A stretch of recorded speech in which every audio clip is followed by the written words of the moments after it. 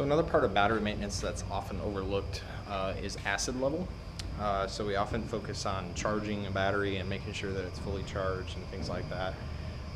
But over time, what a lot of people may not know is that a lead acid battery, the acid that we refer to is actually made up of both, well, it is an electrolyte, but it's made up of both water and sulfuric acid. So that water and sulfuric acid combination, the sulfuric acid will not evaporate, but the water actually will. So we've got our 2013 Focus here, and this is one of the few batteries we have in the shop that has these caps on it, and these caps are designed to allow you to service the acid level in the battery. So you can actually take these and refill them if they're low, and periodically as the battery goes through its lifespan, you will need to top these off from time to time depending on how old the battery is and whether or not it's been done. Sometimes climate plays into it. Obviously hotter climates might play into it, so I'm going to be super careful with this cap because we do have acid on the back side. And I don't know if you can see down in there. I can get a light for you. Do you have a light? Have that light over there. So we're going to take a look down inside the battery cells.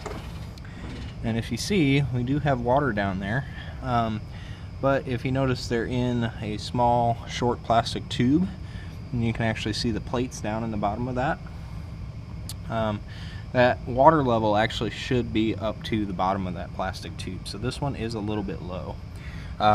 So those plastic tubes are standard length, and we have a distilled water canister specifically for filling batteries. And then this little end is designed to go inside that hole. Actually turn our light back on here. Hang it up here so we can actually see it. So that little end is designed to go inside those holes, and when we do that and we push down, we're actually letting water into that cell. Oh, we're spilling some everywhere. So we can recheck the level, and it looks like that one's topped up. Each of these cells is individual, so they will need topped up individually. This canister likes to leak.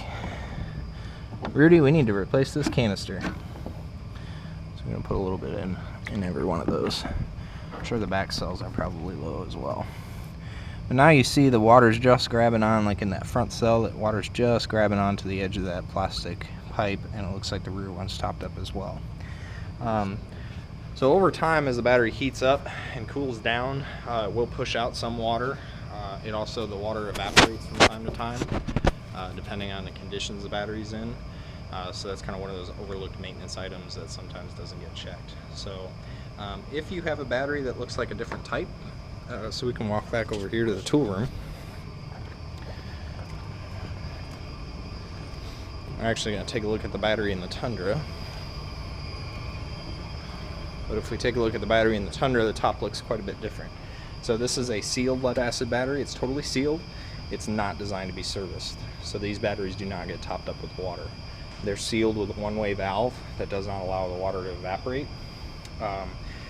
These do still have emergency vents, so if the acid boils and expands, it does allow that battery to vent. You can see this one's actually vented just a little bit. You can see a little stream of water there. So you do want to watch out for signs like that, because that can be a sign of a battery that's not 100% healthy.